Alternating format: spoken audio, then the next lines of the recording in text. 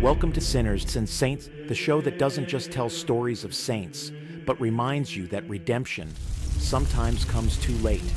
Today's sinner, a man who nearly tore the early church in two, a priest, a scholar, a heretic. This is the story of Arius, the man who got punched by St. Nicholas and died in disgrace, sitting on a toilet.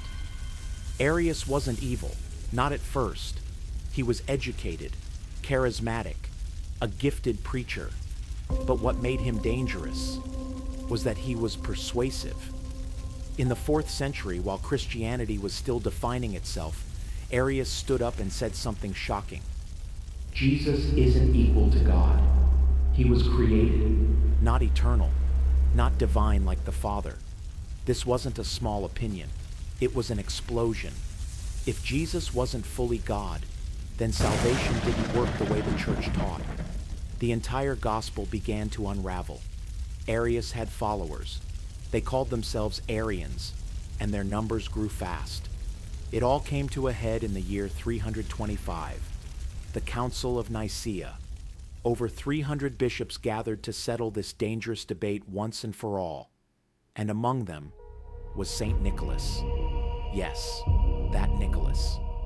The man who inspired Santa Claus was also a fiery defender of Christ's divinity, and when Arius kept pushing his theology, Nicholas couldn't take it.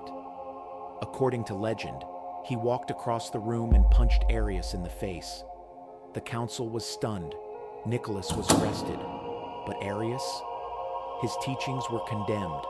The Nicene Creed, still recited by Christians today, was born in direct response to his ideas.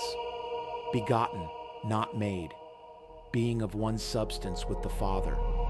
Arius lost, but he didn't disappear. He was exiled, then recalled, banned again, then allowed back.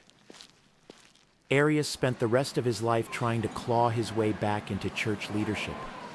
At one point, it looked like he might succeed, but God, it seems, had other plans. On the very day he was scheduled to be restored to communion in Constantinople, Arius fell violently ill. He was walking through the city, proud and poised, when he suddenly felt his stomach twist. He rushed to the latrine. Witnesses said he passed blood, collapsed, and died on the toilet. His bowels spilled out, his dignity vanished, and his chance at redemption was gone. Some say it was poison. Others say it was divine judgment. But either way, Arius is remembered not just for his heresy, but for the warning he became. Sinners, since saint doesn't always end in salvation. Sometimes it ends in silence.